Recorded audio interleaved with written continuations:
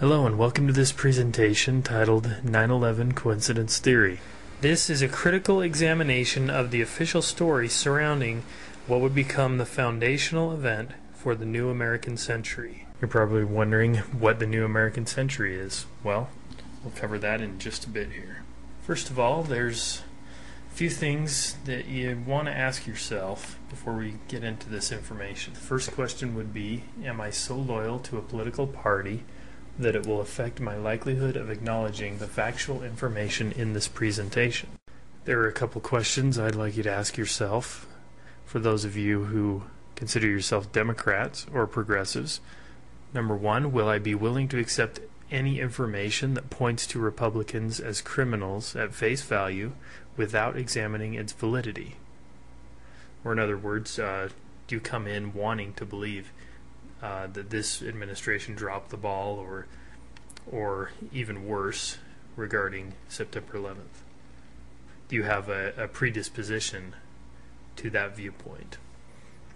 Second question is, will I be willing to follow the information to its conclusions, even if it points to people that I previously respected and agreed with as being criminally negligent or complicit? And the reason I put that question in there is because it's impossible to get to the bottom of what happened on 9/11 if we just limit our scope of the people and organizations we look at to those people who are our ideological enemies. And as we'll see, it does go deeper and farther back than just the Bush administration. Now, if you are a Republican, I have a couple questions that I would like for you to ask yourself. These are questions I had to grapple with myself, and eventually, I believe I answered these questions in the right way. The first one is, do I value constitutional and conservative principles higher than party loyalty? The second question is, do I automatically assume that anyone who would criticize the Bush administration must be a left-wing liberal? Now, there are many types of people who dispute or disbelieve the official count of 9/11. They're a wide cross-section of society, and it's not a homogeneous group. We have conservative constitutionalists or patriots, people in the patriot movement. In fact, they've been on the cutting edge of the 9/11 truth movement right from day one. Individuals like Alex Jones and other patriots have suspected that the official account was untrue really since day one, and even sooner. In fact, if you do a Google video, type in the search terms Alex Warns, you can find a short clip there from Alex Jones' television show where 2 months before 9/11 he actually predicts a massive terror attack, and he speculates that it would have to do with planes and possibly the World Trade Center, and that they would most likely blame it on bin Laden.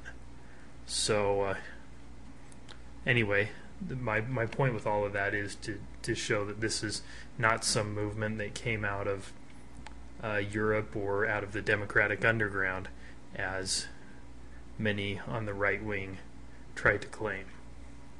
But we also do have many Democrats, liberals, and progressives who also disbelieve the official account.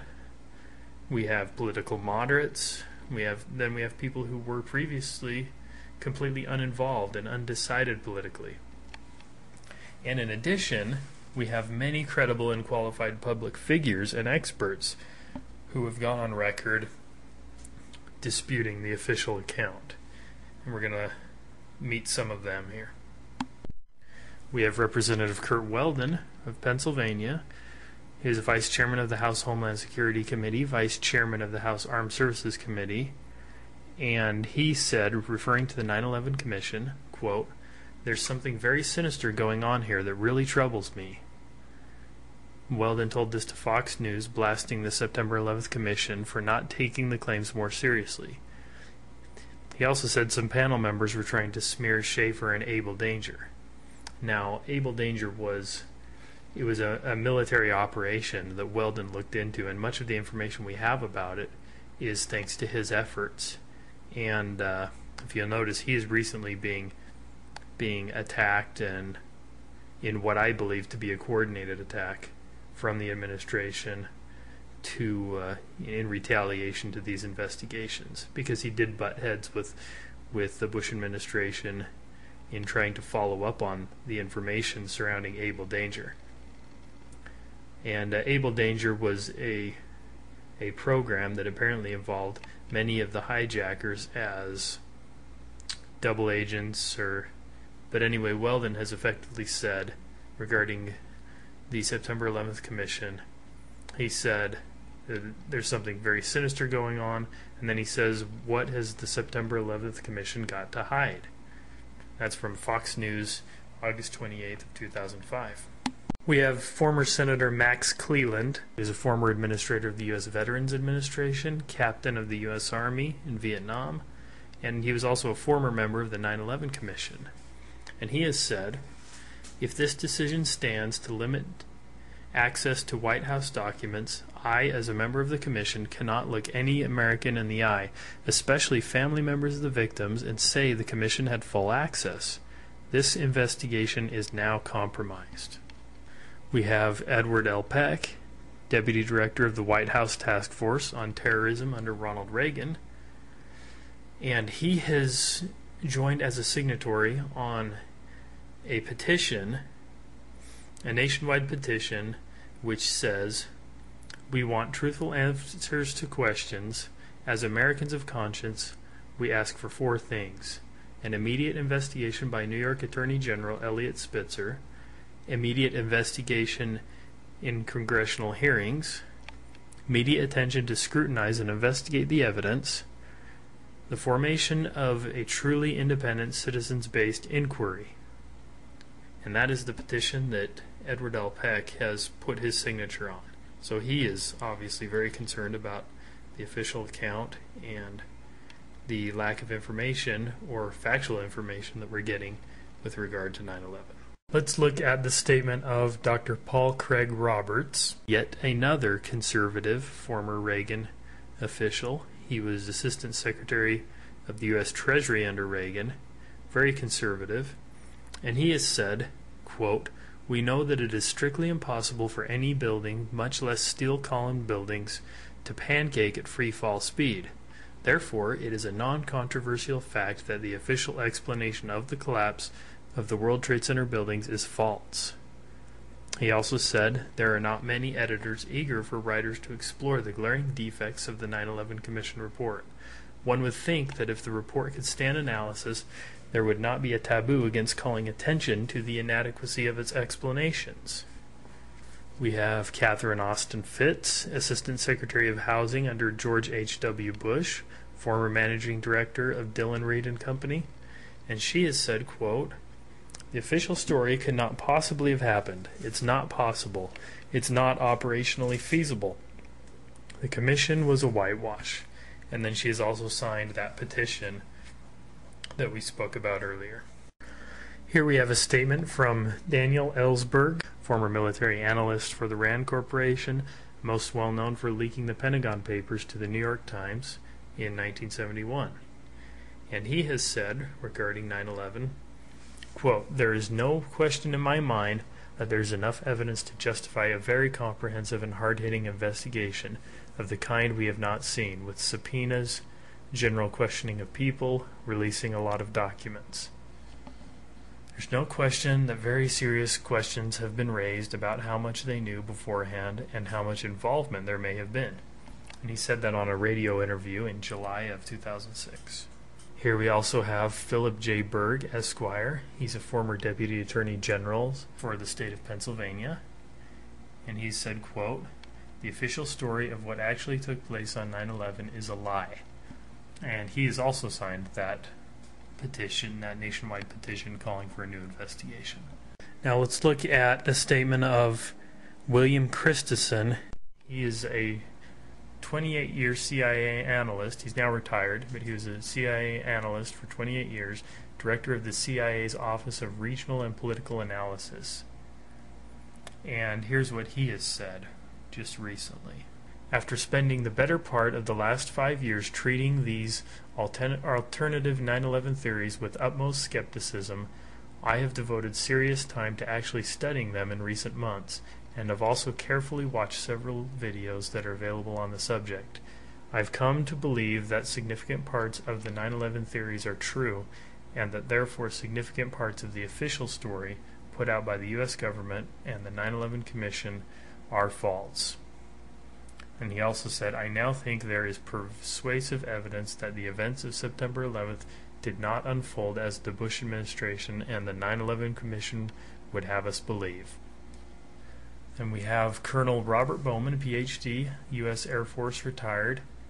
He was the director of the Advanced Space Programs development under Presidents Ford and Carter, U.S. Air Force fighter pilot with over 100 combat missions, and he also flew missions as an interceptor pilot, which gives him directly relevant expertise to what happened on 9/11. And he has a Ph.D. in aeronautics and nuclear engineering. And he has said, regarding 9/11, quote, a lot of these pieces of information taken together prove that the official story, the official conspiracy theory of 9/11 is a bunch of hogwash. It's impossible.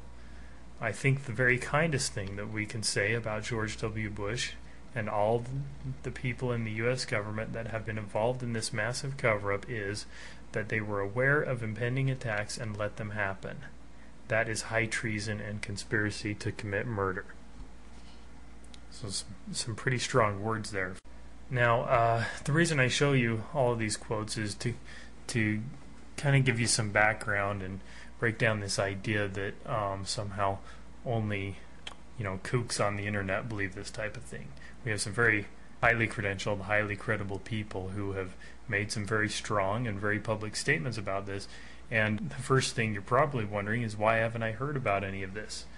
Well, that's a good question. Because until the last few months, the 9/11 Truth Movement has literally not been covered hardly at all by the mainstream media, and just in the last few months it's gotten so big that they've had to cover it, but they kind of do it in a manner that, well, really trivializes it. But the funny thing is, if it was really so trivial, they wouldn't be covering it, as they didn't for a long time. Okay, so all the people who look at this information almost all come away with a few things, and they don't agree on everything. And the 9/11 Truth Movement is not a homogenous community. There's a lot of disagreement, but here are some of the things that just about everybody does have in common. Number one, an awareness of the grave threat to the Constitution and the American way of life. Now, I've seen professors like Dr. Barrett and Jim Fetzer, who are kind of left-leaning professors, or they have been traditionally, and they still are in a lot of ways, but I'm hearing these guys talk about the Constitution and protecting it, and it's not just lip service. They really are aware of the threat to our basic American system. And so in that way, I think that this is a movement that cuts across party and ideology. And number two, we almost all come away with an understanding of the way that our media has been manipulative and complicit in the cover-up of this information. And number three, a renewed commitment to hold our elected officials accountable to the law and basic moral principles. And most importantly, a strong desire to do something. So before we launch into the real meat of the information and evidence here, there are a couple of things I want to get out of the way. And these are things that tend to be debate killers, logic killers, tactics that are used to avoid a real substantive discussion of these issues. What is conspiracy theory? Well, according to Webster's Online Dictionary, a conspiracy is a secret agreement between two or more people to perform an unlawful act, a plot to carry out some harmful or illegal act, or a group of conspirators banded together to achieve some harmful or illegal purpose. Or in other words, the members, the individuals involved in a conspiracy. So that's your definition. A conspiracy theory, then, would be a hypothesis or explanation of observed facts or events which relies on conspiracy as the explanation. Although it is a perfectly legitimate logical exercise when observing coordinated events, the term conspiracy theory has been stigmatized in popular culture and therefore has a sensationalist effect when used. Those who refer to people who question the official story of events as conspiracy theorists use this terminology for its sensational effect, to stigmatize and discredit the individual and avoid logically addressing the facts. When we're faced with observations of facts or events that appear to be coordinated, there are two approaches to explain them. Now, conspiracy theory, as we've already seen, is the idea that the apparent parallels of chance are a result of coordination, or the idea that when you see multiple things working together to bring something to happen, that you just logically think that there must be some force or some coordinated effort behind those events. Or coincidence theory is the idea that those apparent parallels are a result of pure chance. The problem with coincidence theory is that because it relies on chance, it becomes less likely to correspond with reality each time it is employed to explain corresponding events. In certain situations, conspiracy theory is obviously the more logical choice, given the probabilities. For example, the official explanation of 9/11 is a conspiracy theory, by definition. It begins with the presumption that a conspiracy, or a group of two or more individuals, in this case bin Laden and the 19 hijackers, must have been responsible.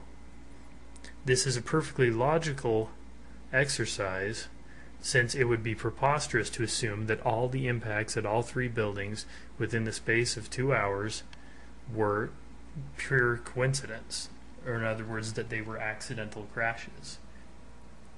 Everybody who was paying attention when the events of September 11th were unfolding, the minute we saw that second plane hit that tower, everybody knew that it was a coordinated attack and that it was no longer just an accidental occurrence. You know, that was a possibility with the first plane hitting. Well, the minute you saw that second plane hit the tower and you assumed that it was an attack, guess what? You were a conspiracy theorist. And there's nothing wrong with that, because it's logical. It would have been ridiculous to assume that two planes happened to crash into those two towers and then the Pentagon just by pure chance. Unfortunately, the official story, after using conspiracy theory to explain the coordination of the hijackings themselves, relies heavily on coincidence theory to explain a host of other observed facts regarding 9/11. Now keep in mind that coincidence can be perfectly plausible to explain isolated events, but when you continue to rely on it to explain more and more observations of a particular event or series of events, its plausibility goes down because of the laws of probability. The official story relies upon coincidence theory. It does this in two primary ways. Number one, by specifically attributing certain observations which were integral to the success of the attacks to coincidence, or to coincidental and unfortunate incompetence. Or number two, as is far more common, it uses conspiracy theory or coincidence theory by simply not addressing certain observations at all, and thereby implying that they are the result of chance occurrence and are not relevant or worthy of scrutiny. Let's look at some areas of facts where coincidence theory is relied upon by the official explanation. One big area of these facts is the sudden global and symmetrical collapses of 3 steel high-rise buildings at the World Trade Center due, purportedly, to localized asymmetrical damage and fires. Now keep in mind, no steel frame high-rise building has ever experienced global collapse due to structural weakening from fire, which is what the official story attributes those collapses to. And this has never happened before nor since 9/11, and yet we're told to believe in the coincidence theory that this happened 3 times in one day on 9/11. Another area of coincidence theory is the multiple military air defense drills simulating hijacking of planes and building impacts which facilitated the 9/11 attacks both by confusing and diverting air defenses. Now, these drills were being conducted on the morning of September 11th during the actual time when the attacks were occurring, and they very much enabled those attacks to be successful. We also have the multiple intelligence failures, which facilitated the attacks, and specific prior knowledge regarding the attacks. And then we also have the history and nature of the individuals designated as Al-Qaeda and their connections to the CIA, MI6, and Pakistan's ISI, as well as the strategic use of these operatives by Western intelligence agencies in several global conflicts as recently as Bosnia. We also have the statements of motive prior to 9/11 by individuals and policy groups, many of whom are now the key architects of U.S. foreign and domestic policy. We also have the widespread political opportunism surrounding 9/11 and efforts to implement long-standing foreign and domestic policies and strategies based on 9/11 and the threat of Islamic terrorism. Now, in each of these cases alone, coincidence would be an improbable explanation. When considered in totality, it is so astronomically unlikely as to be practically impossible. We will examine some of these areas in detail, but by no means exhaustively. Please do your own research. And to that end, I have a website located at www.utah911truth.com. And I have a lot of information on there, but I link to a great deal more information, and I tried to link to just the best sources of information, places that don't engage in speculation, and I also have links to a lot of the good 9/11 documentaries and a lot of the really substantive presentations by people like Dr. Stephen Jones and Kevin Ryan. We'll talk a little more about their information later, but Utah911truth.com is a great resource for the information I have there, but even more so for being able to link to good sources of information. Another thing we need to get out of the way before proceeding is the issue of the burden of proof.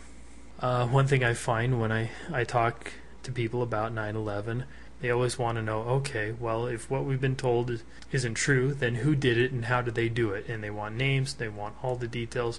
Well, if anyone comes to you claiming to have all the details and of exactly who did it and how it was done, don't trust that person, because the fact is there is a lot we don't know. I'm going to tell you what we do know, and I think it paints a pretty definitive picture of what happened. One thing we do know for a fact, the official story is untrue. But anyway, regarding the burden of proof, the thing we have to keep in mind is the burden of proof regarding September 11th is on the shoulders of those who have given us an account of events, just as in a criminal trial. Now, if you went into a criminal trial, and let's say you have a prosecutor and you have a defendant who is accused of the crime of conspiracy, well, it is that prosecutor's burden to prove his account of events, or to prove that the defendant is guilty. The prosecutor doesn't have the luxury of being able to put forth a case that doesn't stand up to the facts, as has been done with regard to 9/11. He doesn't have the luxury of being able to put that case up, and then when the defendant challenges his case, to turn and say, well, okay, if the defendant didn't do it, then who did, and prove it to me. That's not how it works. The burden of proof is on those who have given us the account. The Bush administration and the Justice Department gave us an explanation of the events that bin Laden and 19 fanatical Muslims were independently responsible for the 9/11 attacks. They then asked us to completely change all of our domestic and foreign policy based on this explanation. So given the way that 9/11 has reoriented our society, reoriented all of our governmental priorities, our budgetary priorities, foreign policy, this is the linchpin for everything about what our government is doing right now. And so given that, I don't think it's unreasonable to expect a standard of proof here with regard to the official story. Have our public officials met this burden? Have they even attempted to? Consider the following statement. The FBI has no hard evidence connecting Osama bin Laden to the 9/11 attacks. Now, this statement was made by a man named Rex Toom. He is the chief of investigative publicity for the FBI, and he made this official statement on the record when he was asked by a reporter why Osama bin Laden's wanted poster on the FBI's website did not include the 9/11 attacks among the things that he's wanted for. And it still doesn't to this day. You can see this on your screen, and you can go to the FBI's website and look this up. But anyway, this was his statement. They are officially on record saying they have no hard evidence linking bin Laden to 9/11. That's a staggering admission. So what does this mean? Well, the Bush administration and agencies under its control were apparently so busy acting on their explanation of the events of September 11th that they could not be bothered to substantiate it. It also means that the Democrats were either fine with this, or they were so afraid of appearing unpatriotic that they did not demand evidence before authorizing wars based on this explanation. There are only two possibilities here, and either one should make you angry. Either you are not important enough or intelligent enough for these officials who we elect to serve us to take the time to show you evidence, or they are hiding something. Now, one could argue that maybe they had evidence that we didn't have access to because of the sensitive nature of it. And my argument would be, well, okay, but it's been over 5 years now. You know, where's the evidence? And besides, that still doesn't explain that the FBI admits they have no hard evidence. They're on record saying they have no hard evidence, not just that they don't have evidence that they can show us, but that they don't have it. So that's a huge problem to me. Here are a few questions to ask yourself and keep in mind during this presentation. Number one, why do I believe that Osama bin Laden and 19 Islamic radicals were independently responsible for 9/11? Have I been shown evidence for this assertion? Is my belief in this assertion a result of a logical, empirical process? So is there any reason that I should doubt the official explanation of 9/11? You should doubt the official story because, one, it is in direct conflict with many of the observed facts. Number two, the official story relies heavily on coincidence in explaining multiple facts, making it inherently dubious. Three, certain aspects of the official story have been revised multiple times since 9/11. Four, the official story does not explain or attempt to explain many of the observed facts and events. And five, the official story or the 9/11 Commission report was formulated by those without either the incentive or disposition to be objective, honest, or exhaustive.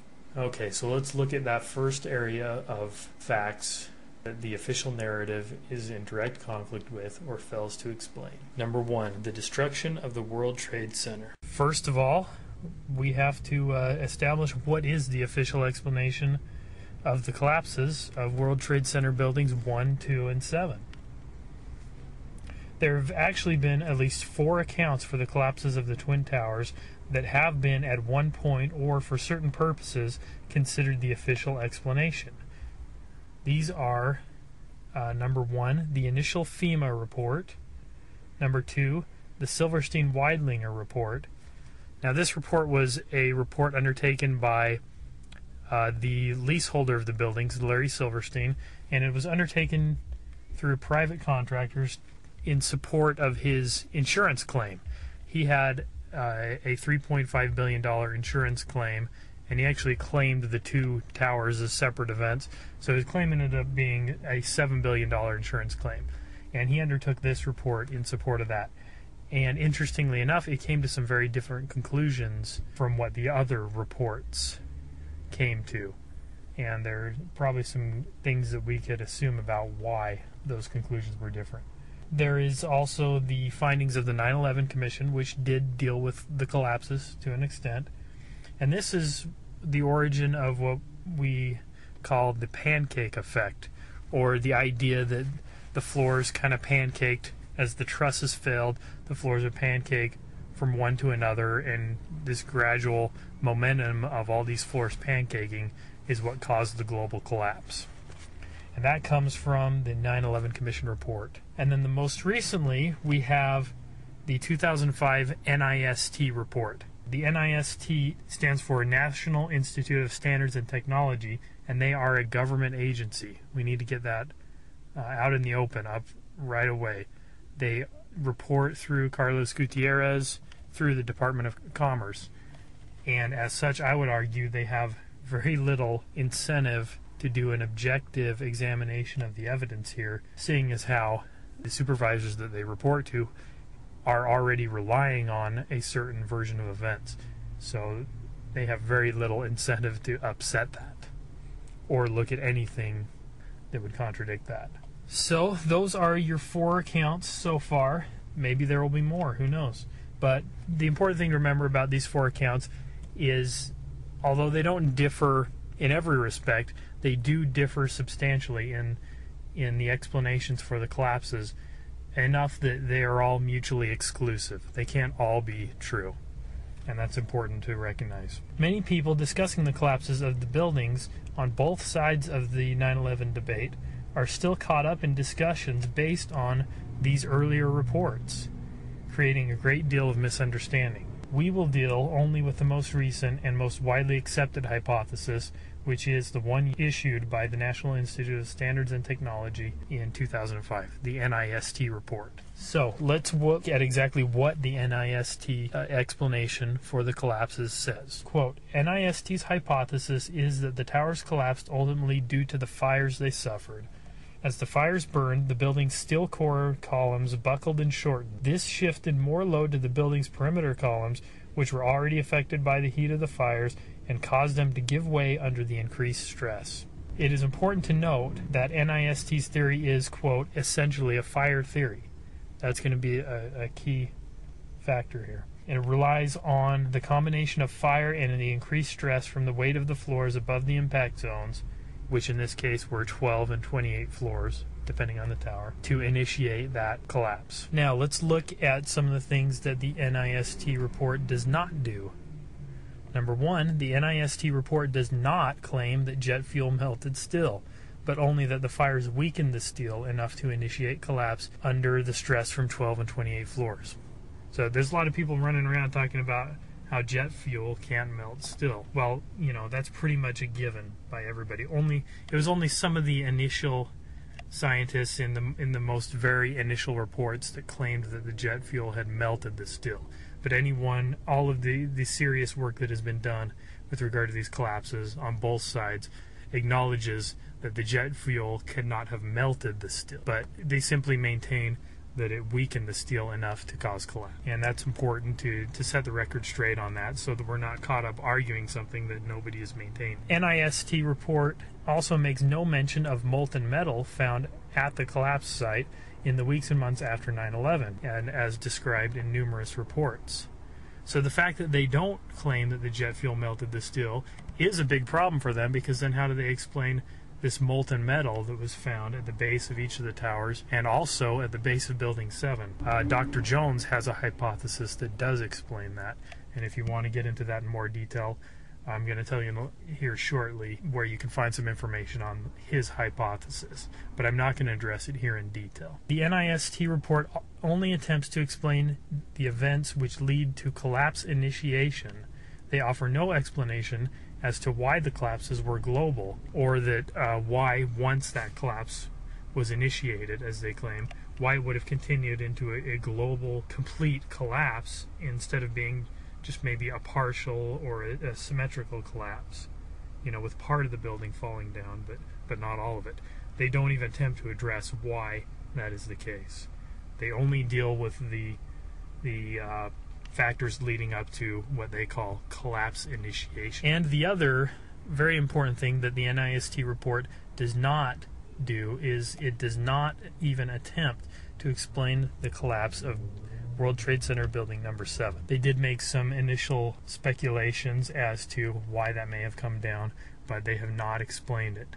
In fact, we're going to look at that a little later here. They hope to be able to explain it sometime in 2007, but they've had some trouble doing that. In 1975, history performed for us an experiment that was directly relevant to NIST's hypothesis in several ways. On February 13, 1975, the World Trade Center North Tower was beset by a fire, which, quote, burned at temperatures in excess of 700 degrees Celsius for over 3 hours and spread over some 65% of the 11th floor, including the core, and it caused no serious structural damage to the steel structure. In particular, no trusses needed to be replaced. And that is from the New York Times, February 15th, 1975. So how is this 1975 fire relevant to 9/11? It's relevant because the main factors to which NIST attributes, quote, collapse initiation were present in this incident, which did not result in even a partial collapse or even damage to the steel that would require replacement. We had fires of 1275 degrees Fahrenheit or 700 Celsius, which would be comparable to the most favorable estimates of temperature to the official story, and which are well in excess of the temperatures which NIST itself found evidence for, and also well in excess of the likely temperatures according to Kevin Ryan's thermodynamic calculations, which estimated a maximum temperature on 9/11 in the towers of about 600 Fahrenheit. Okay, so if his calculation is correct, that would put these fires on 9/11 as actually being much lower in temperature than the 1975 fire, and that is also consistent with the temperatures that NIST, the highest temperatures that they found actual evidence for in steel. The other critical factor that we have present in the 1975 fire is a whopping 99 floors of weight above the affected area, as opposed to 12 and 28 floors on 9/11.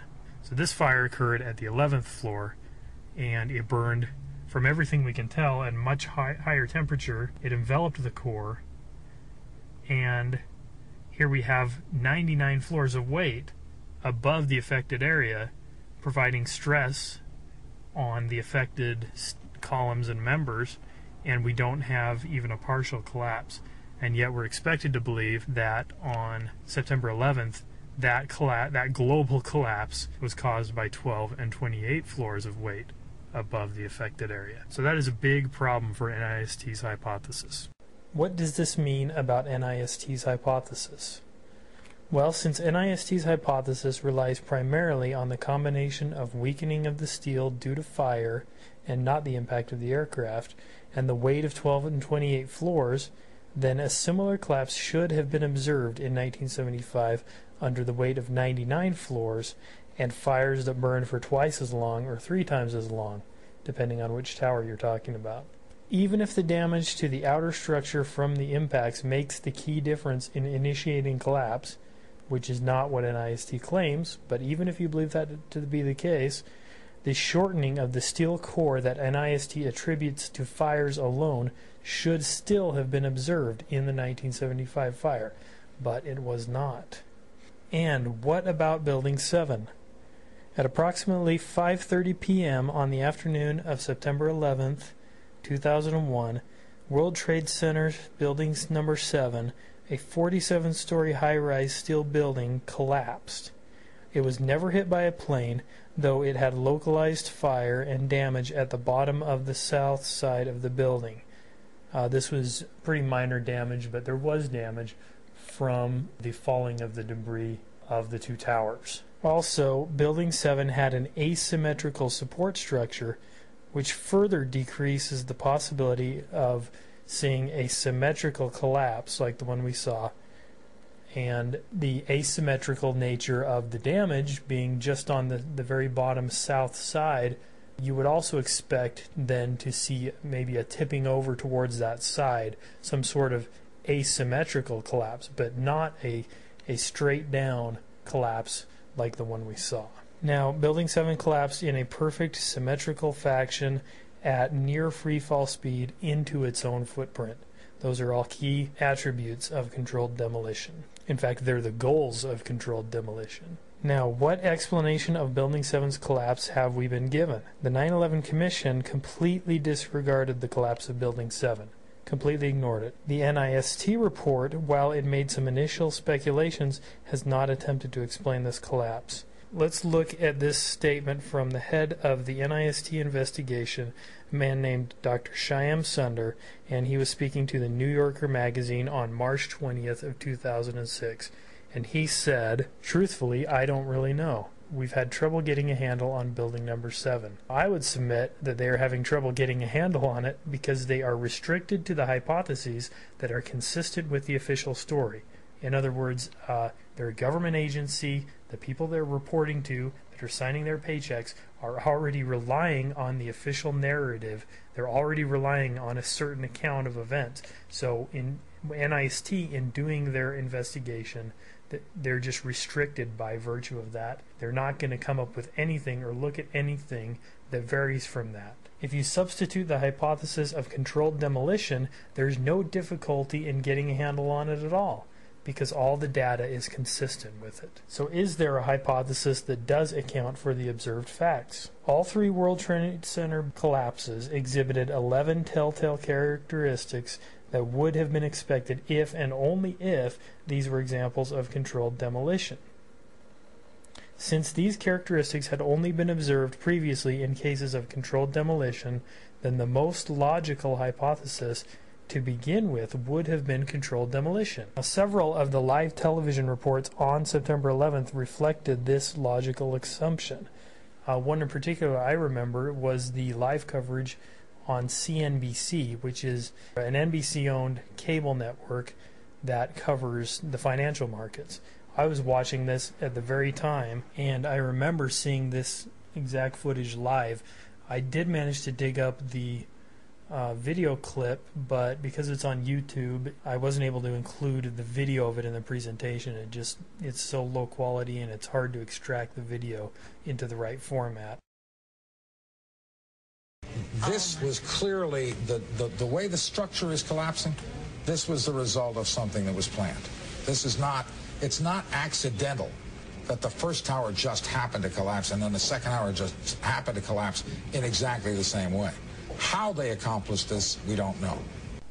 And in addition to that last clip, there's also a famous clip of the live footage of Building 7 collapsing where Dan Rather comments that it looks exactly like a controlled demolition. So this was definitely a natural, instinctive response that many people had at the time. None of the official explanations, however, despite this, has even attempted to explain most of these characteristics of controlled demolition. Here are 11 telltale characteristics of controlled demolition. I'm just going to list them here. I'm not going to go into detail, but these come from Dr. David Ray Griffin's paper, The Destruction of the World Trade Center, Why the Official Account Cannot Be True. Put that into a Google search, you'll come up with his paper, and it's a very good read about these characteristics of controlled demolition.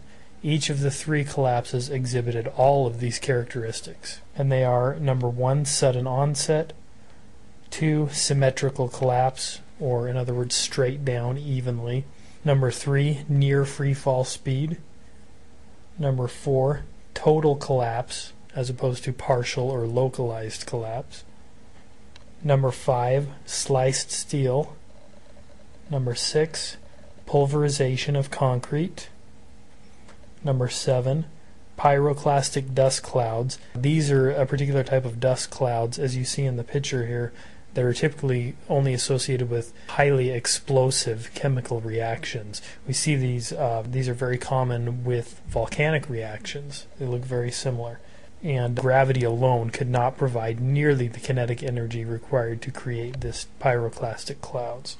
Horizontal ejections. You see steel beams being ejected horizontally outwards, and in some cases getting embedded into nearby buildings 500 feet away.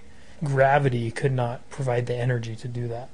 We have demolition rings, these flashes of demolitions going around the floors that many of the witnesses reported seeing. And we also have number 10, eyewitness testimony of explosions. There is just a mountain of eyewitness testimony of explosions going off, and in some cases long after the initial impacts, and in some cases even down in the basement, which is the testimony of William Rodriguez. He was the janitor and the last person pulled from the rubble, and he talked about explosions happening in the sub-basement, and which is consistent with a controlled demolition, because in a controlled demolition they would have had to blow the core at the base.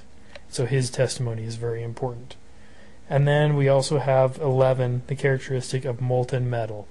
NIST's hypothesis cannot account for these pools of molten metal that were observed at the base of not only the two towers where the planes hit, but also Building 7.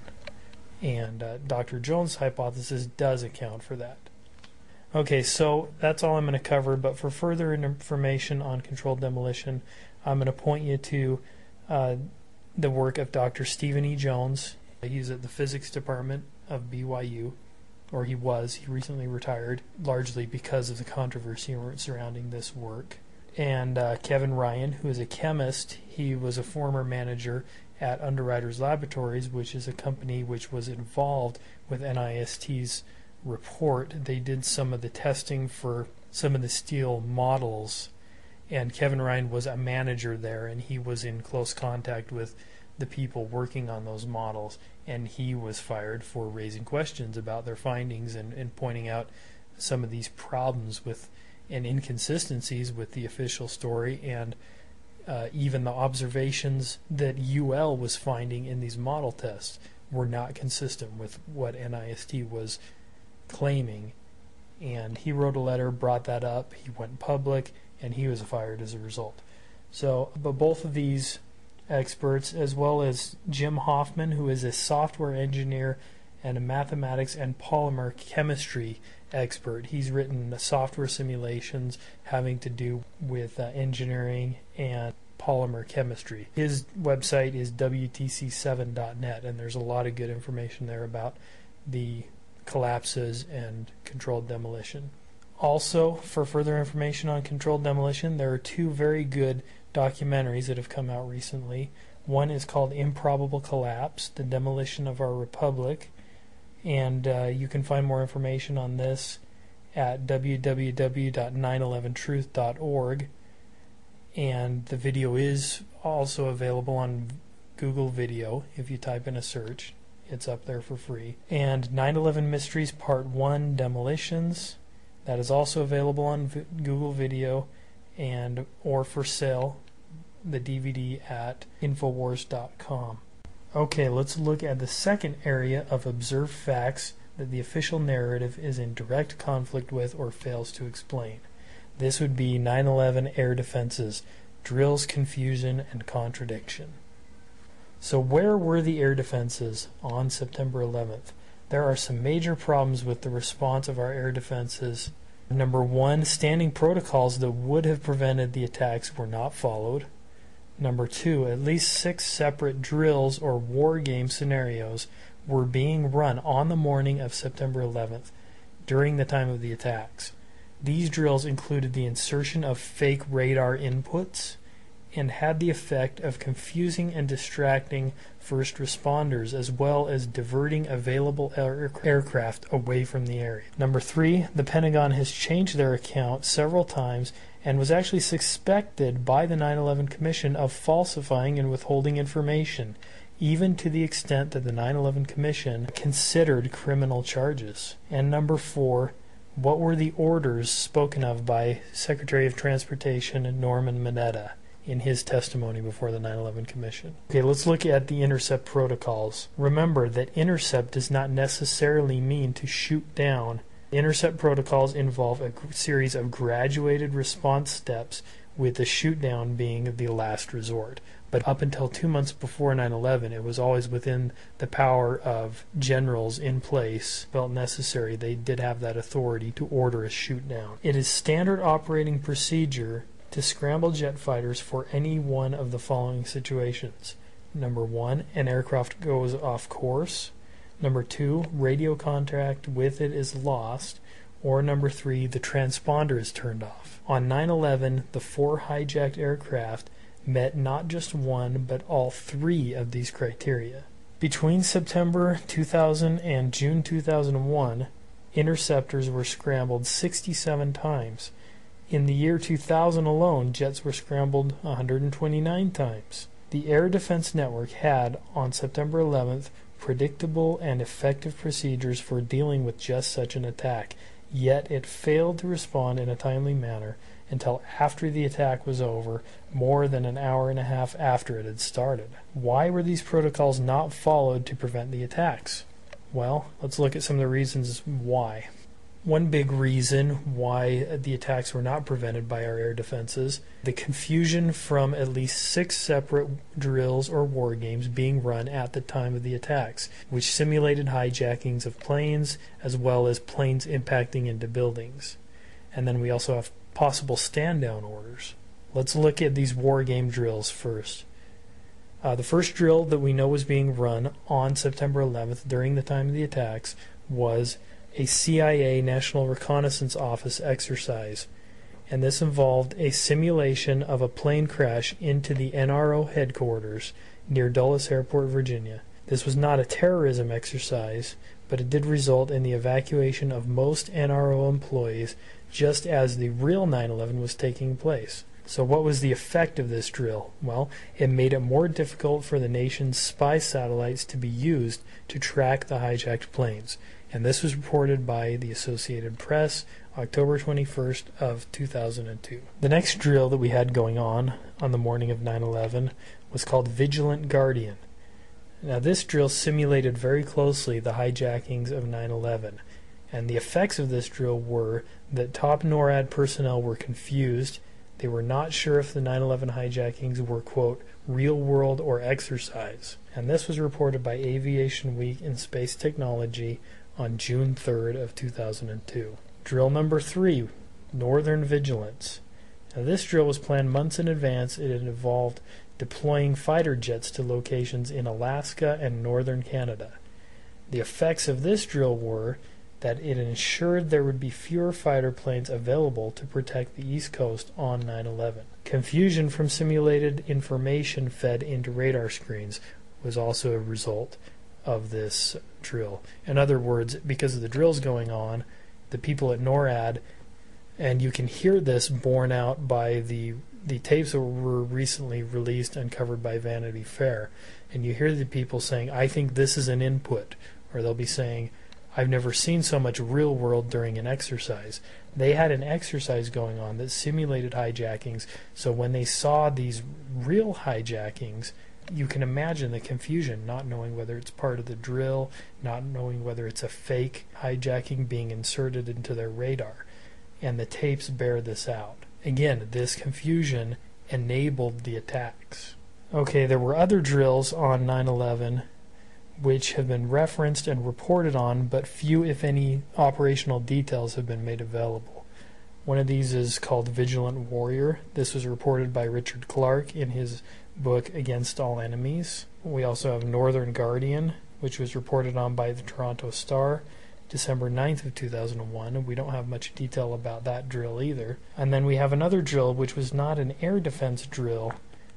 It was called Tripod 2, and this was a biowarfare exercise scheduled for September 12th of 2001. Now this is very interesting. The effect of this drill was that FEMA was deployed to the New York City area on September 10th of 2001. And according to FEMA spokesman Tom Kenny, he verified this and said that they had been deployed the day before 9/11. Just conveniently, and then they were there and sprung into action when the attacks happened. This comes from a Dan Rather interview with Tom Kenny on September 12th of 2001. And interestingly enough, Mr. Kenny made this statement on September 12th in this interview. And when he made this statement, FEMA quickly denied it and said that he had just got his dates mixed up. And that was the official statement for a year or two. And then, interestingly enough, Rudy Giuliani, in his testimony before the 9/11 Commission, verified Mr. Kenny's statement, saying that FEMA had been deployed the day before 9/11. And, of course, this was not followed up on by the 9/11 Commission. And then we have the possible stand-down orders. On May 23rd of 2003, Secretary of Transportation Norman Mineta testified before the 9/11 Commission. During his testimony, he stated that he arrived at the Presidential Emergency Operations Center underneath the east wing of the White House at approximately 9:20 a.m. Now, this was during the time when Flight 77 would have been heading towards the Pentagon. Vice President Richard Cheney and other staff were already present in the center, with Mr. Cheney clearly in command. Mineta described a conversation that took place between Mr. Cheney and an unnamed young man regarding orders that had been given before Mineta's arrival. During the time that the airplane coming in to the Pentagon, there was a young man who would come in and say to the vice president, the plane is 50 miles out, the plane is 30 miles out. And when it got down to the plane is 10 miles out, the young man also said to the vice president, do the orders still stand? And the vice president turned and whipped his neck around and said, of course the orders still stand. Have you heard anything to the contrary? Was this a stand-down order? If not, why was Flight 77 not intercepted? What were those orders? And despite the fact that this testimony directly contradicted Vice President Cheney's testimony about his location at the time, the 9/11 Commission did not investigate further. So here you have two witnesses. One witness before your commission says Vice President Cheney is at this location at such and such time, and Vice President Cheney himself says he isn't.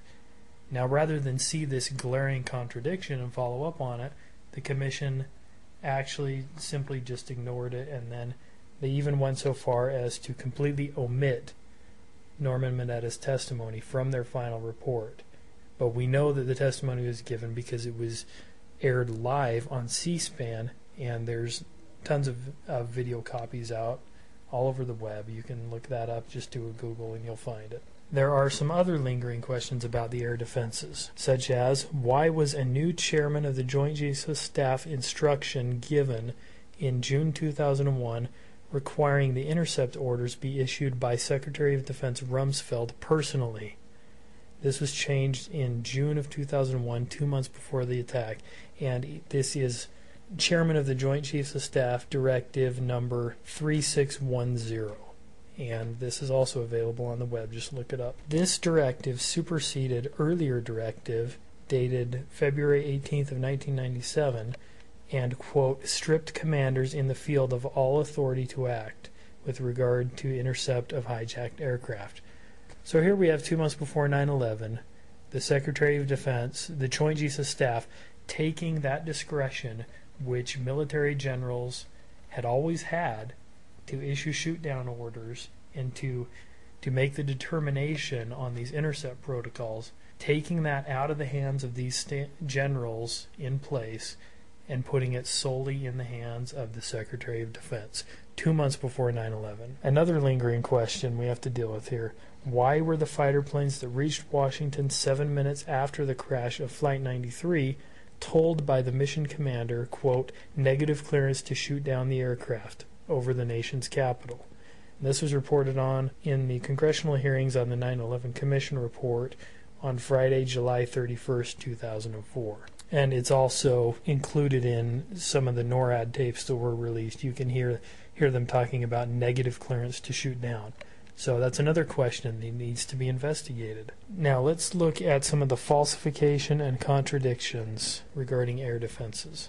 Some staff members and commissioners of September 11th panel concluded that the Pentagon's initial story of how it reacted to the 2001 terrorist attacks may have been part of a deliberate effort to mislead the Commission and the public. Suspicion of wrongdoing ran so deep that the 10-member Commission, in a secret meeting at the end of its tenure in the summer of 2004, debated actually referring the matter to the Justice Department for criminal investigation.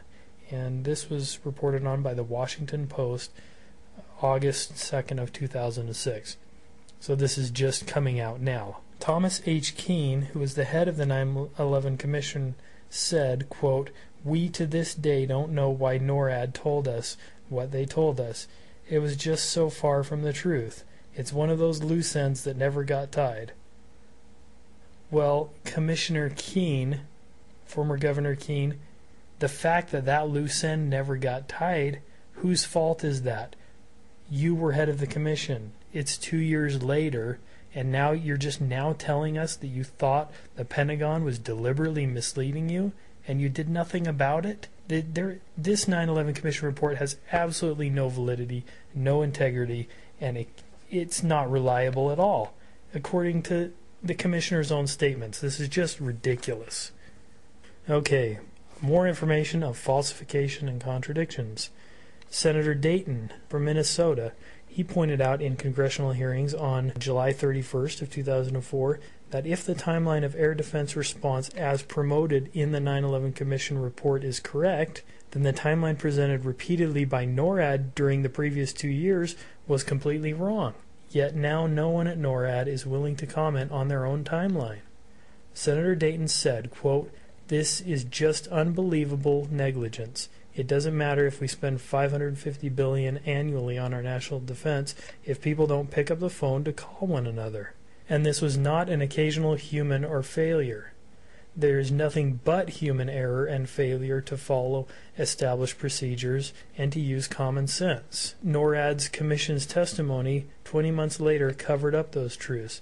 They lied to the American people, they lied to Congress, and they lied to your 9/11 Commission to create a false impression of competence, communication, coordination, and protection of the American people. Now, Senator Dayton here is correctly identifying these contradictions and what seems to be a ridiculous amount of competence, but I have to disagree a little bit here in his conclusions.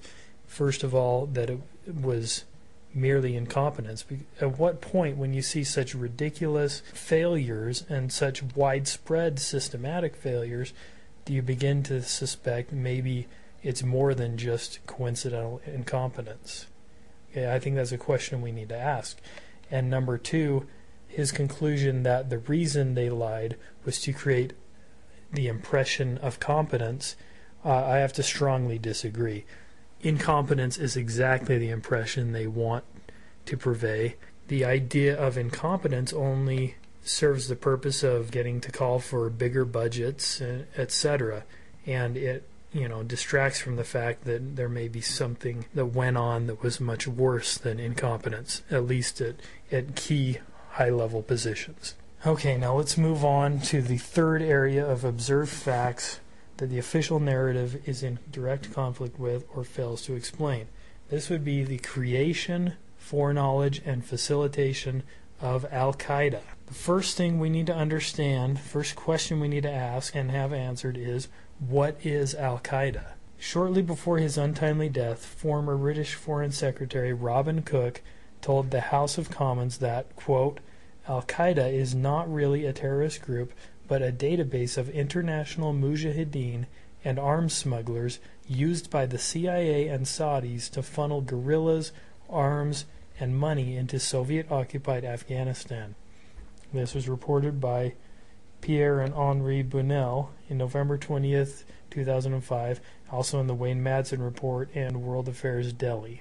Okay, let's look at the history of Al-Qaeda, or the database. That's the rough English translation of the word Al-Qaeda. Operation Cyclone of 1986 to 1992. The CIA and MI6, or British intelligence, recruit and train more than 100,000 militants to help fight Afghan jihad against the Soviet Union.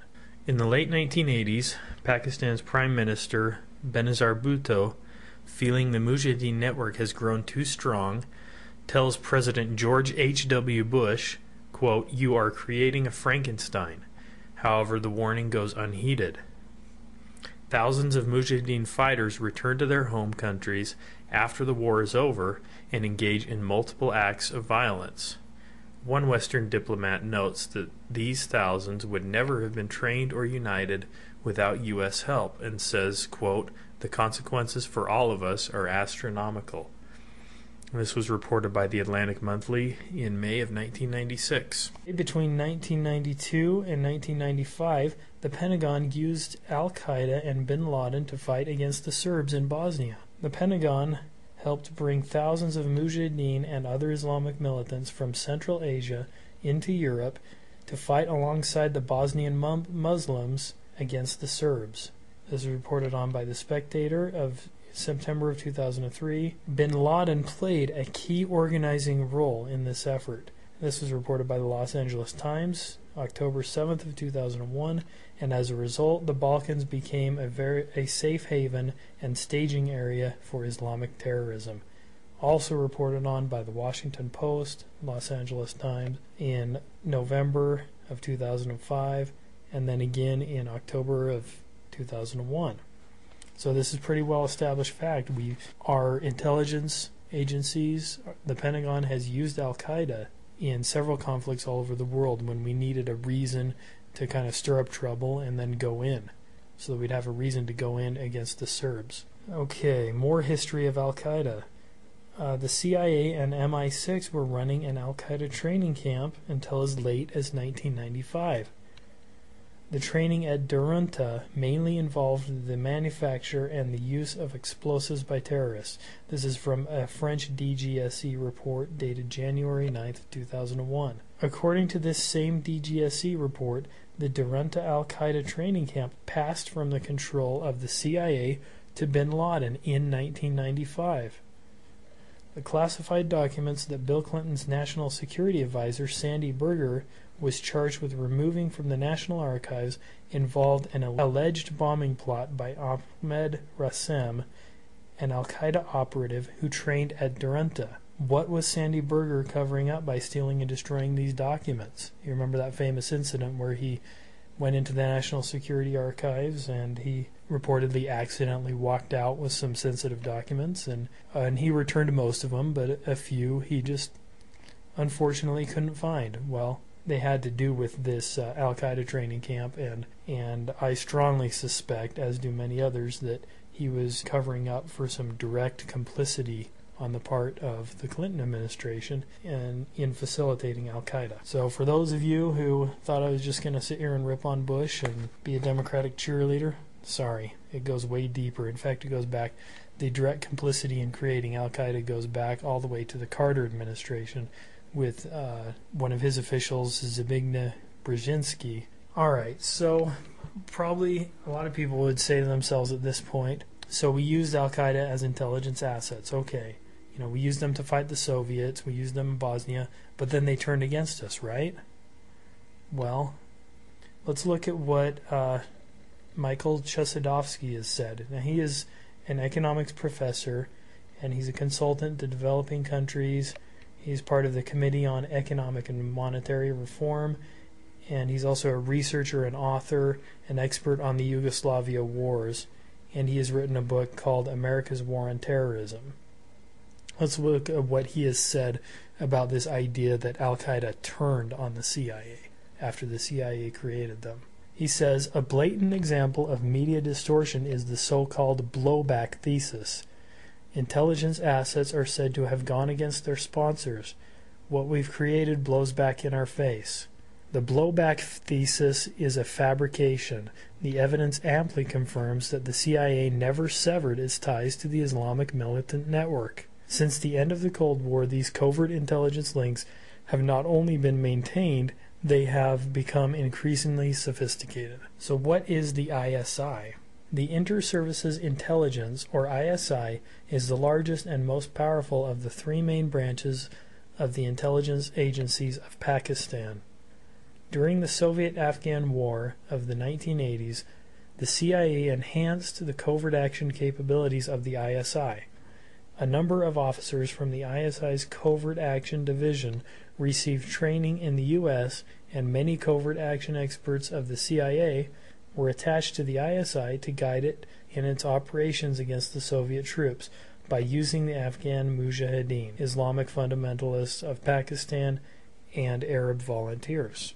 The ISI actively collaborates with the CIA. It continues to perform the role of a go-between in numerous intelligence operations on behalf of the CIA.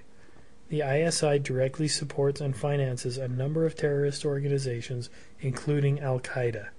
This, again, was reported on by Michael Chossudovsky, Global Research, October of 2001. He was one of the world's foremost experts on this Mujahideen network prior to 9/11, And the day after, literally, he was right out of the gates exposing who is Al-Qaeda, who is bin Laden, and their relationship with Western intelligence agencies.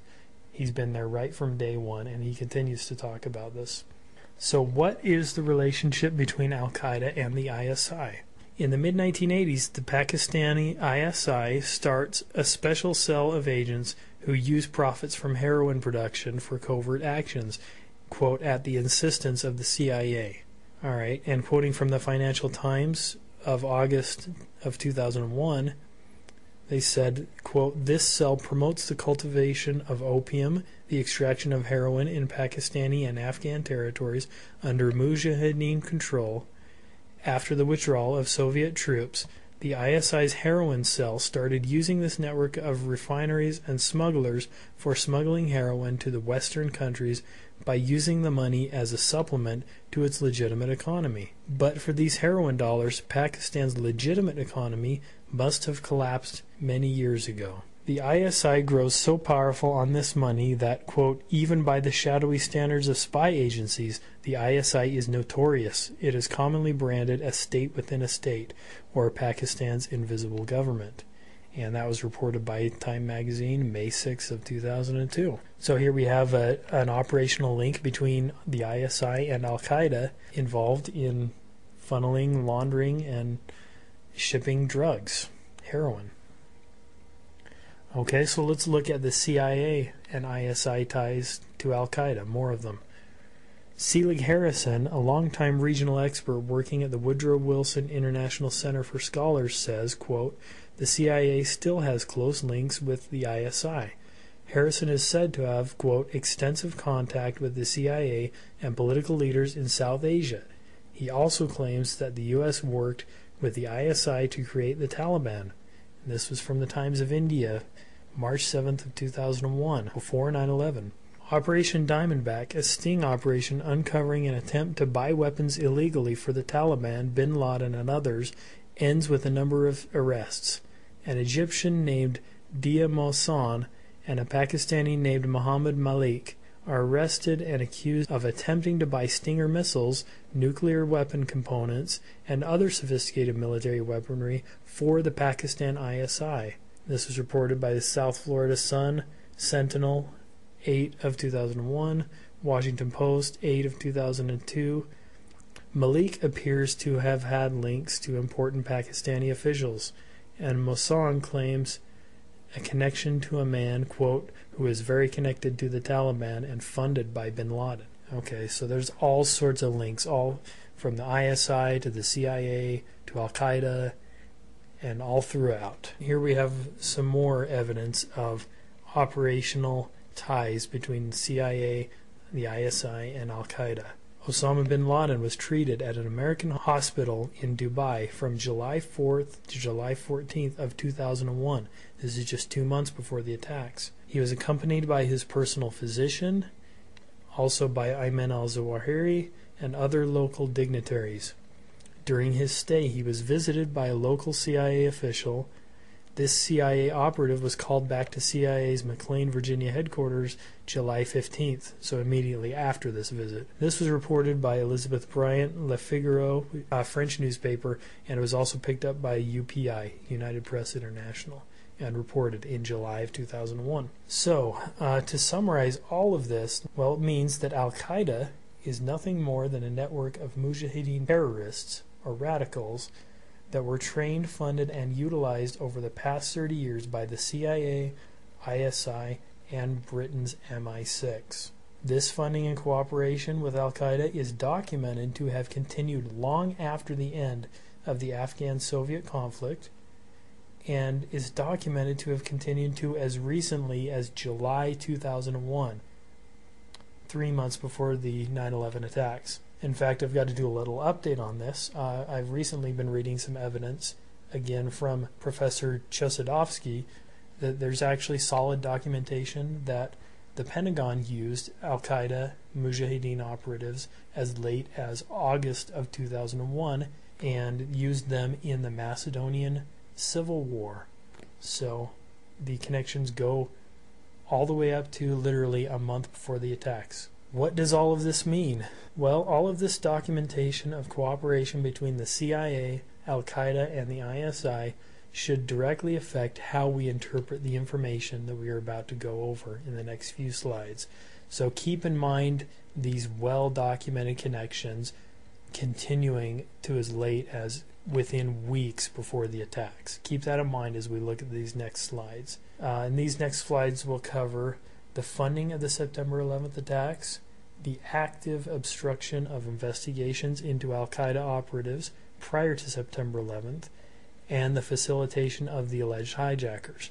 Now, the way that the news media has reported this and the way that our public officials have reported this, they would have you believe that this is all just widespread incompetence, and we can't operate, so we've got to have lots more funding and create these big widespread homeland security bureaucracies because our intelligence agencies can't coordinate with each other. That's why it happened.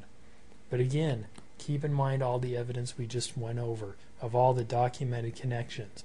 When you keep that in mind, then you have to begin to question some of this stuff and say, well, maybe this is not just incompetence. Let's look at the financial ties, the financial sources of funding for the hijackers.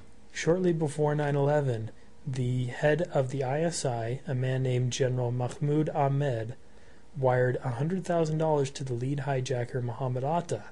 This was confirmed by the FBI investigation and Indian intelligence officials tracing the financial ties of the hijackers. This was reported by the Wall Street Journal October 10th of 2001, as well as the Times of India August 15th of 2002. In the week leading up to 9/11, General Ahmed was in the U.S. and met with the Pentagon, National Security Council, CIA Director Tenet, and other unspecified White House officials. On the morning of 9/11, General Ahmed was at a breakfast meeting on Capitol Hill hosted by Senator Bob Graham and Representative Porter Goss, the chairman of the Senate and House Intelligence Committees. Now, despite all of this information, the 9/11 Commission report had the audacity to claim, quote, "We have seen no evidence that any foreign government or foreign government official supplied any funding." This is from the 9/11 Commission report on page 172. Well, what more evidence do they need? Now, given what we have already established about ISI's nature as a traditional funding intermediary between the CIA and Mujahideen terrorists, this evidence raises serious questions not only about Pakistan's involvement, but the involvement of the CIA. It certainly deserved to be addressed by the 9/11 Commission. Now, let's look at the facilitation of the 9/11 attacks. We have one report here. Were the 9/11 hijackers trained at the Pensacola Naval Air Station? As many as 4 of the 19 suspected hijackers participated during the 1990s in the base's flight training program for foreign military trainees, according to reports in the Washington Post and Newsweek magazine, and also reported by the Pensacola News Journal, September 17th of 2001. The students are instructed in everything from warfare specialty training to air navigation, meteorology, and land-water survival, according to the Pentagon. Local military officials refused to comment on the media reports. They referred calls on the subject to the FBI, which also refused to comment. Then we have more facilitation regarding the visas. We have the head U.S. consular official told to issue visas to Mujahideen terrorists. Michael Springman, head U.S. consular official in Jeddah, Saudi Arabia, claims that during the period he is, quote, repeatedly told to issue visas to unqualified applicants. He turns them down, but is repeatedly overruled by superiors. Springman loudly complains to numerous government agencies, but no action is taken. He is fired, and his files on these applications are destroyed. Springman said, quote, "What I was doing was giving visas to terrorists recruited by the CIA and Osama bin Laden to come back to the United States for training to be used in the war in Afghanistan against the then Soviets. The Jeddah consulate was run by the CIA and staffed almost entirely by intelligence agents.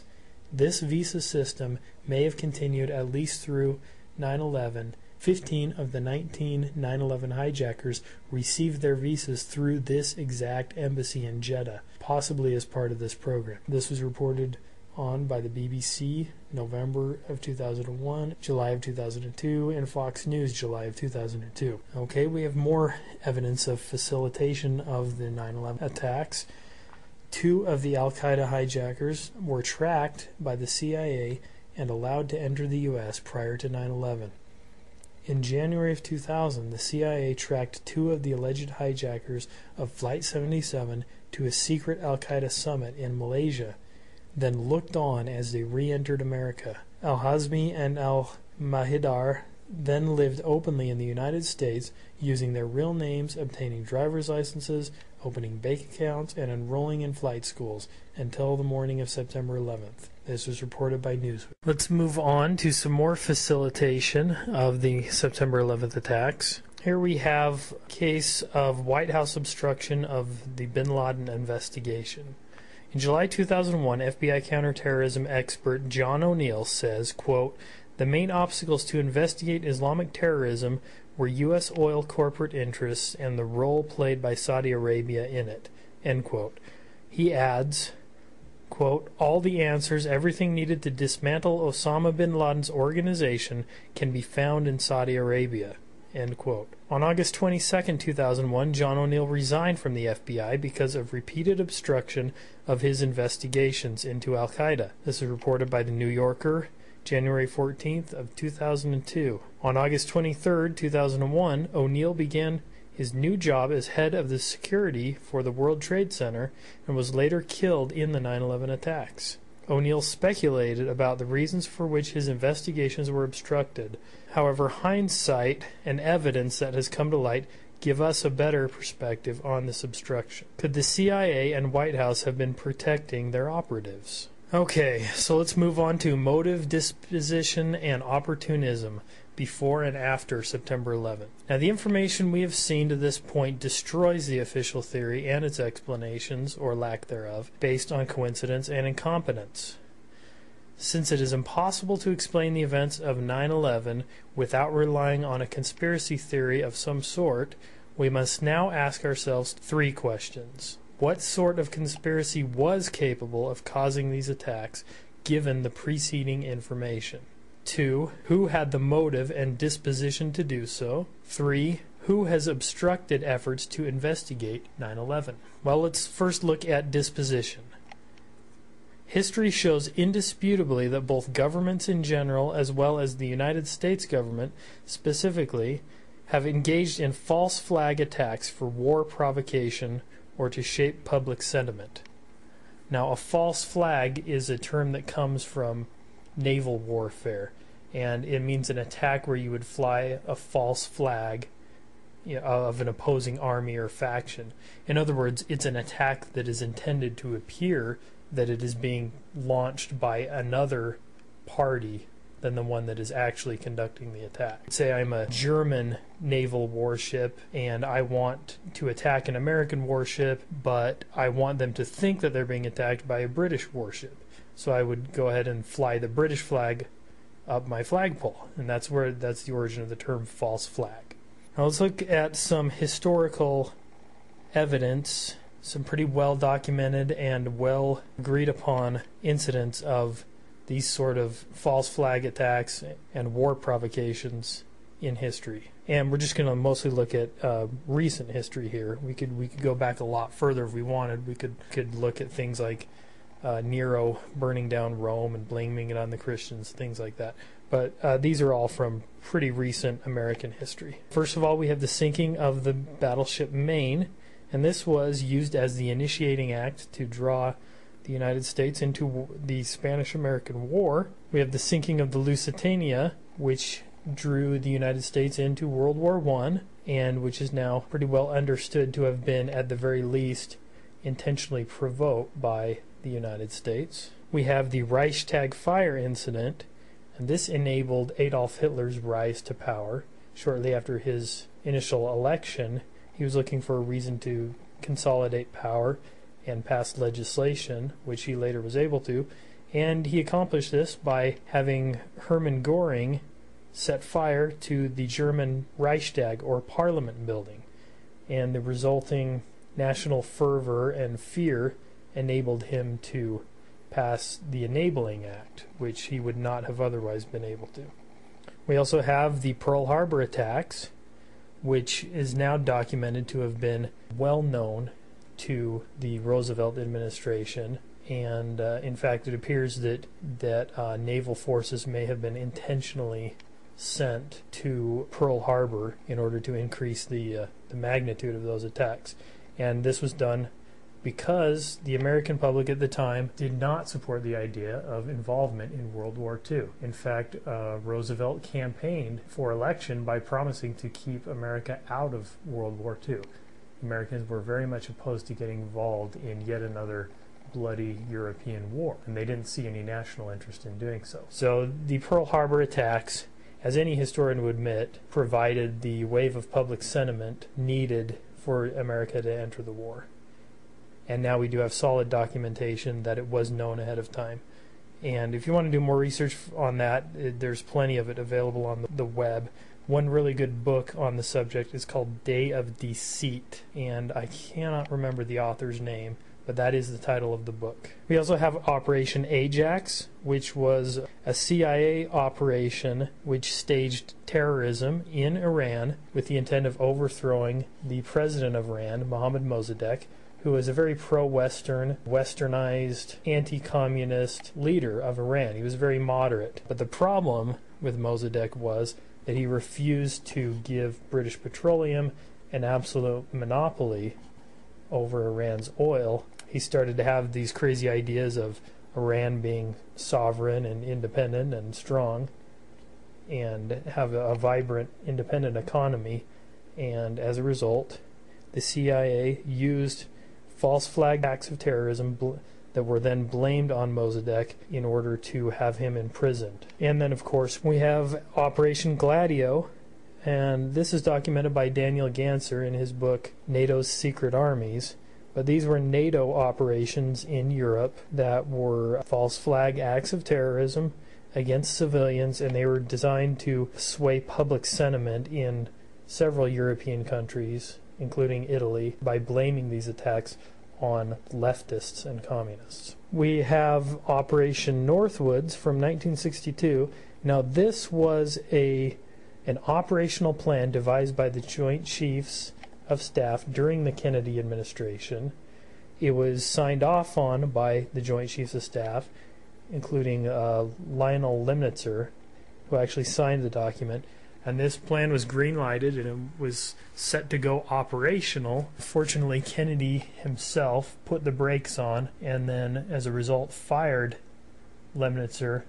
But what this plan was a systematic campaign of false flag terrorist attacks, and the purpose, as openly stated in these documents, and these are now declassified and available all over the web, ABC reported on them, and the purpose of these false flag acts of terrorism was to provide a, quote, helpful wave of public indignation, end quote, and therefore justify an attack on Cuba. And some of the things that they planned to do were to crash airliners, blow up airliners, attack U.S. military bases. I mean, there's a whole gamut of different false flag attacks that they planned to use to blame on Cuba so that we could justify invasion. In addition, we have the use of Al-Qaeda Mujahideen network to create crisis and pretexts for intervention throughout the Middle East and the Balkans. So anyway, that is just some of the evidence for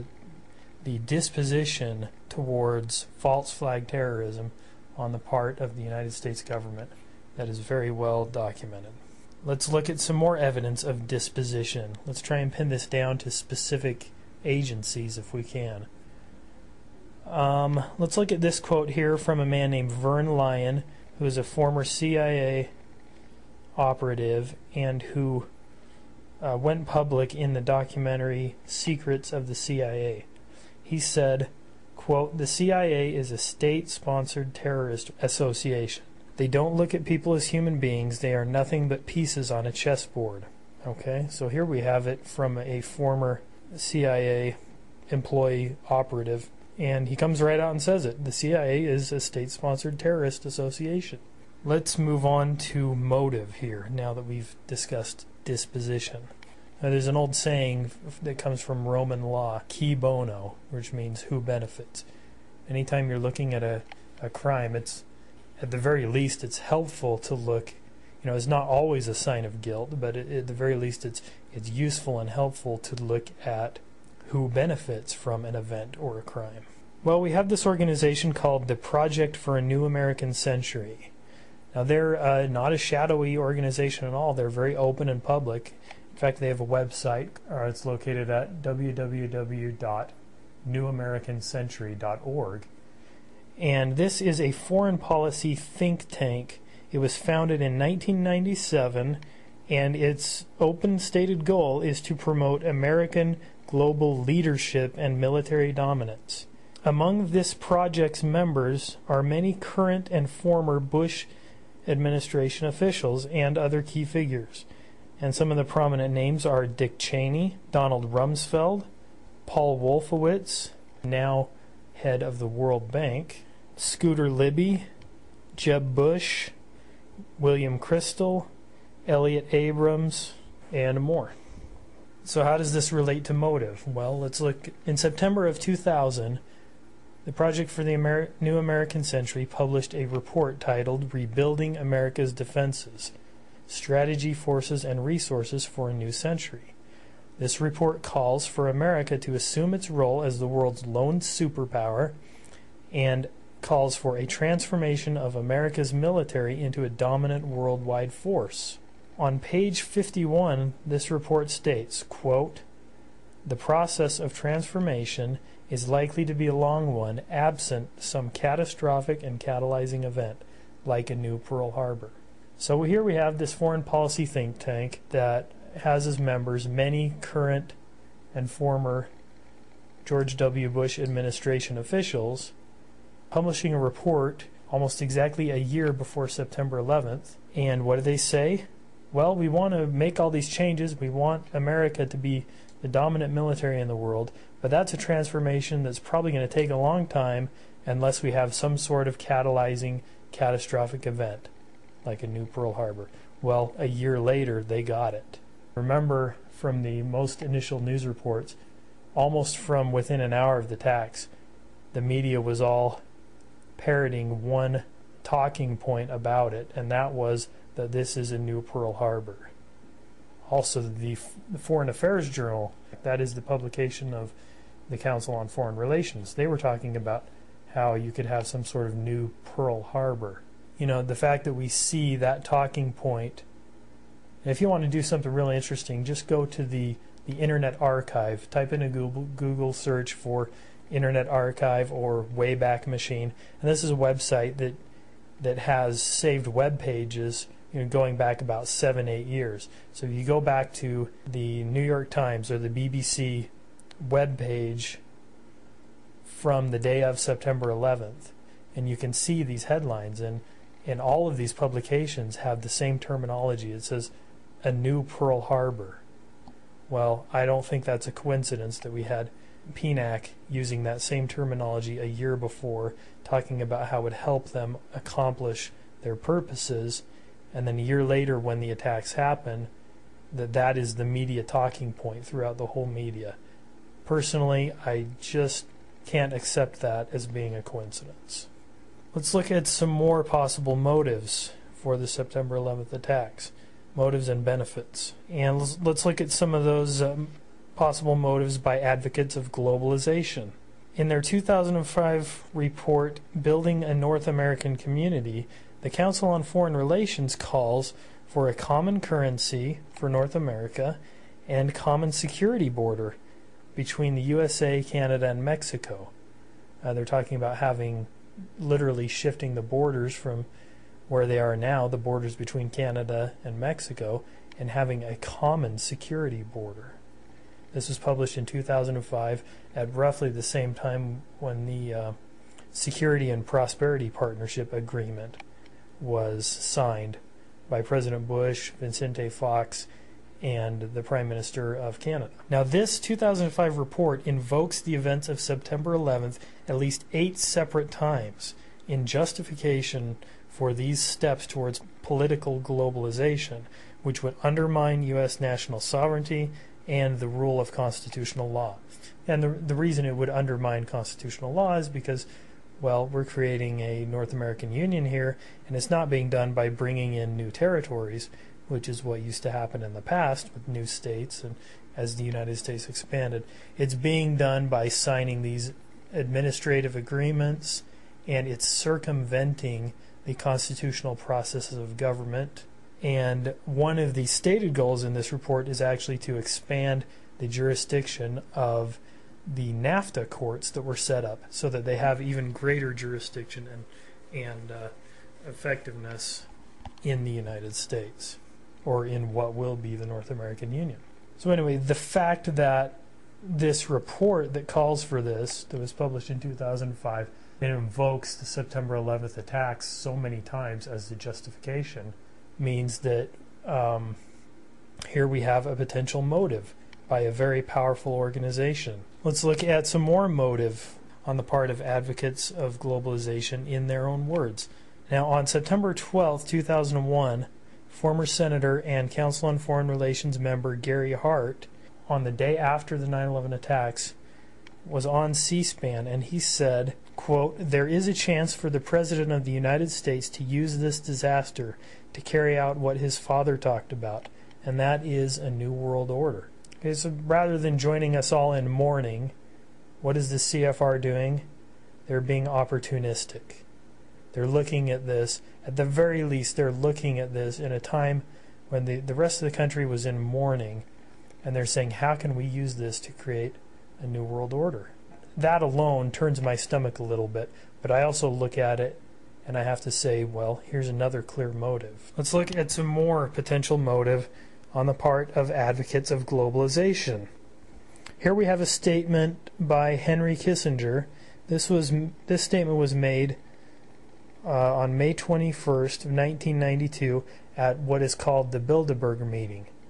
Now, the Bilderberg meeting is something that until very recently was denied to have ever existed, but now it has become so reported on and so documented, it is now admitted to exist.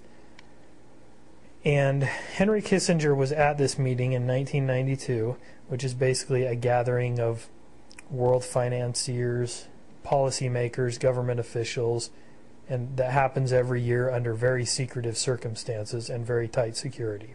Henry Kissinger, at this meeting in 1992, he said, quote, "Today Americans would be outraged if UN troops entered Los Angeles to restore order. Tomorrow they will be grateful. This is especially true if they were told there was an outside threat from beyond, whether real or promulgated, that threatened our very existence.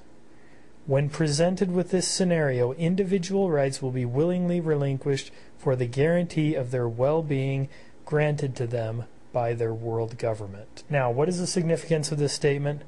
Well, if it was just said by some joker on the street, it wouldn't be very significant at all.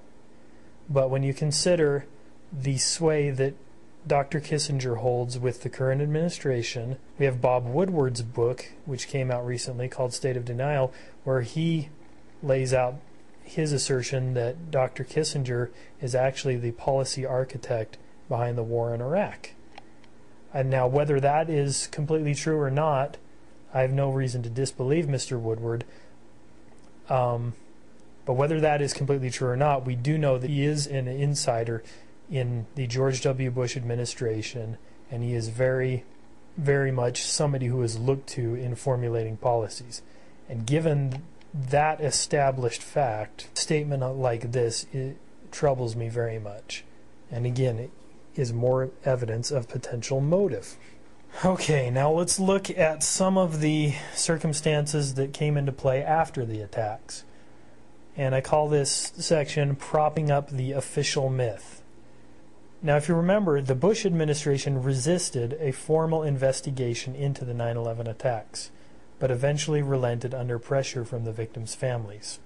The director of research for the 9/11 Commission was a Bush administration insider named Philip Zelikow, who was later revealed to have also been the primary author of the Bush preemptive war doctrine.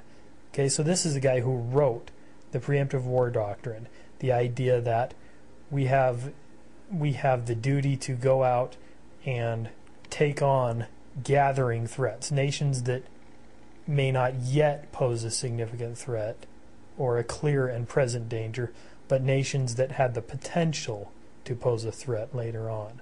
And that was a significant shift in foreign policy. It's a shift from the established conventions of war that nations had been, responsible nations had been operating on for a long time. And this guy wrote it. So there can be no doubt that he is an administration insider, and he was appointed to be the director of all the research for the commission. So he controlled basically what information was researched and what was not. Now, Professor Zelikow's area of academic expertise, and this is very interesting, rather than being qualified in criminal investigations, Professor Zelikow's area of academic expertise is, in his own words, the creation and maintenance of public myths or public presumptions. In his academic work and elsewhere, he has taken a special interest in what he has called, quote, searing or molding events that take on transcendent importance. This is from his own biography page on Wikipedia. In the November-December 1998 issue of Foreign Affairs, the publication of the Council on Foreign Relations, yes, he also is a member, he co-authored an article entitled Catastrophic Terrorism. This is 3 years before the attacks, almost. In this article, Professor Zelikow speculated that if the 1993 bombing of the World Trade Center had succeeded, quote, such an act of catastrophic terrorism would be a watershed event in American history. It could undermine America's fundamental sense of security. Like Pearl Harbor, the event would divide our past and future into a before and after. The United States might respond with draconian measures, scaling back civil liberties, allowing wider surveillance of citizens, detention of suspects, and the use of deadly force. So here we have that same terminology again, a new Pearl Harbor. What is going on here? So what does all of this mean? Well, it means, at the very least, that organizations and individuals of significant influence in the Bush administration stood to benefit from the 9/11 attacks. Those stated benefits have been realized in the wake of 9/11.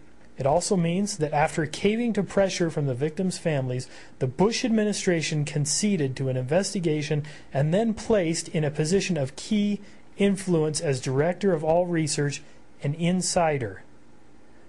And it means that this administration insider, rather than being an expert in criminal investigation, was quite possibly and likely the most qualified individual in the world at the time to fashion a reorienting national myth around the events of 9/11 that would serve as a foundational transcendent event for the war on terror and the new American empire.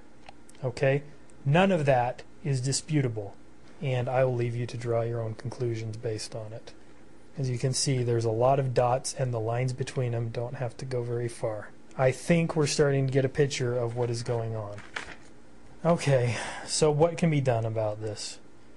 Well, much has been done, and many Americans are becoming aware of this information. You are not alone, and this is not a fringe minority of Americans. According to an October 14th New York Times CBS News poll, 81% of Americans distrust the official account of 9/11, with 53% saying that the administration is, quote, hiding something, and 28% saying that they are, quote, mostly lying. Only 16% of respondents said that they believe the Bush administration is, quote, telling the truth about 9/11 and their foreknowledge. Why has this happened?